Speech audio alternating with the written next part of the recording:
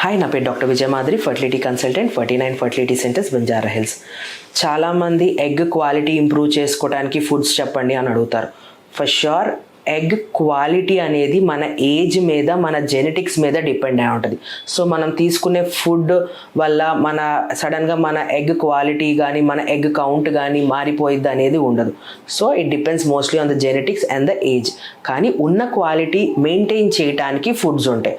First thing eggs are very much rich in protein. So egg daily 1 or 2 eggs తీసుకుంటే మీకు quality of egg బెటర్గా ఉంటుంది. Next వచ్చేసి leafy vegetables. ఈ leafy vegetables కూడా like spinach, వీటిలో ఐరన్ రిచ్ కంటెంట్ ఎక్కువ ఉంటుంది. దానివల్ల కూడా క్వాలిటీ ఆఫ్ ఎగ్ బెటర్గా ఉంటుంది. నెక్స్ట్ వచ్చేసి బెర్రీస్.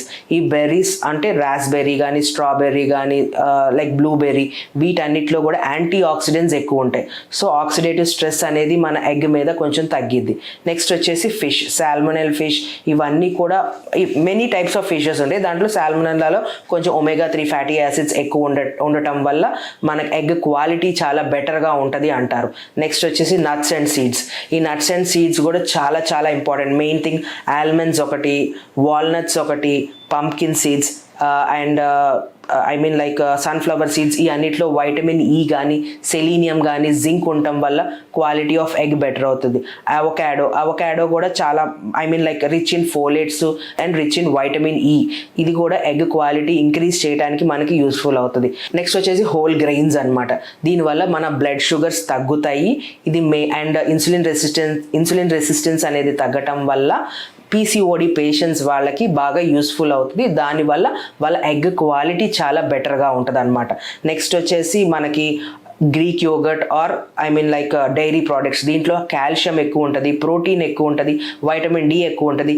ఇవన్నీ కూడా మన ఎగ్ క్వాలిటీ పెంచడానికి యూస్ఫుల్ అవుతుంది. నెక్స్ట్ వచ్చేసి సిట్రస్ ఫ్రూట్స్, ఆరెంజ్ కానీ, లెమన్ కానీ, ఇవన్నిట్లో వైటమిన్ సి కంటెంట్ ఎక్కువ ఉంటుంది. ఇది కూడా ఎగ్ క్వాలిటీ కొంచెం ఇంక్రీజ్ చేస్తుంది.